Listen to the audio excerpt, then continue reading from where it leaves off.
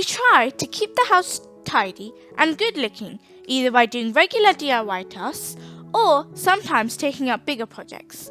By doing bigger projects, examples, garage conversion, loft conversion, it not only creates additional living space, but also increases the value of the property. By doing a kitchen refurbishment, it not only adds value to a property.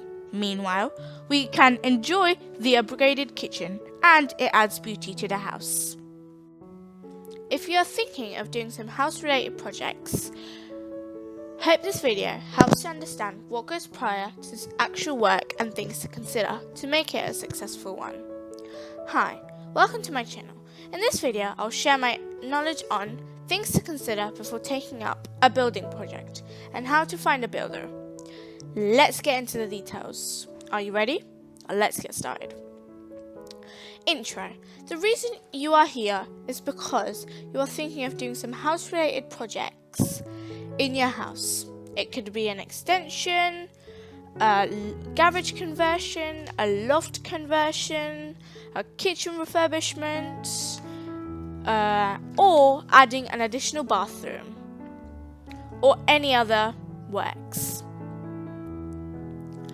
Otherwise, it could be a specific work related to plumbing, electrical works, decorating, fencing, gardening, and any other handyman works. You need an experienced tradesperson who has done similar projects. For bigger projects, an experienced builder would help you further of what is required for your project. Examples, whether a planning application is required to apply to the council, or it just needs a building control application or apply for a lawful development certificate. If you are hearing these terms for the first time, don't worry at all. I was in a similar boat when I took up my first project. Just press the like and subscribe buttons and I'll explain you what to do next. Okay, what to do next? As soon as you finalize the builder, which we'll learn shortly, speak to them about your project. You'll soon learn and understand when you start speaking with the builders. You will understand what these terms mean and what is required for your projects. You'll master it as you progress in your project. Usually, a builder will have their own team of qualified and experienced architects, structural engineers, electrical engineers, gas engineers, plumbers, tilers, plasterers, painters, floor laying persons. Apart from the builder, these specialised tradespeople are also very important for our project work, depending upon various works being done in the projects. So selecting a suitable builder is the very first important thing for a project. Do some initial work on some similar projects online for videos, pictures and drawings similar to your plans. Look out on social media for different ideas and how others have got similar jobs done. Pen down or put on a rough drawing of the final outcome of your research. Once you decide on what you want, how and by when you want, start fishing for the builder. The list we're going to see is not an exhaustive list for how to find the builder, but this gives a good idea on where and how to begin. 2. How do you find a builder? Well, the first thing is ask family, friends, and neighbours for a builder recommendation who have got similar work done, thereby reducing our effort in finding a suitable one. Request them if you can see the work and get feedback and details of the builder. Second, search online. Try to find a suitable builder on trades registered websites with good reviews. For example, search online for extension builders. You'll get quite a few trade registered websites in your search results. Most of the builders are registered in these trade websites. You will find the details of the work they take up and their previous clients' feedback. In the beginning of the video, we went through a list of trade-specific works list. In these trade websites, you will also find those trade people as well, like electricians, gas engineers, architects, plumbers, etc. And the third one, look around the area where you live. If any building works are taking place, do not hesitate.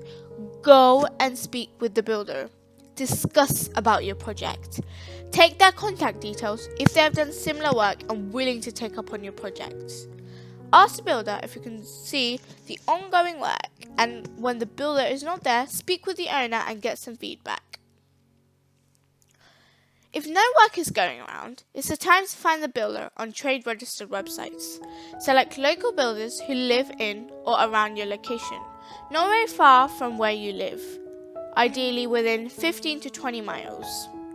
Once you shortlist 2 or 3 builders, do some research on them, read their previous clients' reviews, but remember, a word of mouth or a recommendation is always a better choice to find a suitable tradesperson. I cannot exaggerate that as much as I will. Now is the time to call the builders and ask them for a no obligation work quotation. Usually, they will book an appointment, come around and visit the local work location before they provide a quote. When they come, ask as many queries as possible. Do not hesitate. And make sure you have answered your project questions, and make sure you clarify your doubts if you have any. Ask the builder if they can show you their ongoing or previous projects to get an idea of their work. Also, ask the builder if you can speak with their previous clients, take some contacts and get some feedback from their previous clients. Finalize a builder based on your research, discussions, detailed work quote provided. Make sure their past work and the confidence is in builders' answers for the queries. If an architect, structural engineer and planning application is needed, the builder can help on this by providing the contacts they usually work with. The same architect will work through with you, builder, for any planning applications and building control drawings needed for the project.